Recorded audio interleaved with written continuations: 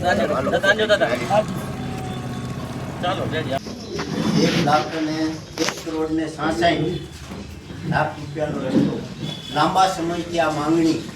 માન આપી આપણા ધારાસભ્ય શ્રી કારુભાઈએ મહેનત કરી અને લઈ આવ્યા છે અને જે ખેતીવાડીના વિસ્તાર આવે છે એની આજે બમણી રકમ થઈ જાય છે, ભાવ થઈ જાય છે. એટલે આજે ₹1,66,00,000 મંજૂર કરાવ્યા છે ધારાસભ્યશ્રીએ. ત્યારે આજે હું આ નારિયા માંડવીથી રસ્તો જતો અને ધારાસભ્યને ખૂબ ખૂબ અભિનંદન આપું છું અને સરપંચશ્રી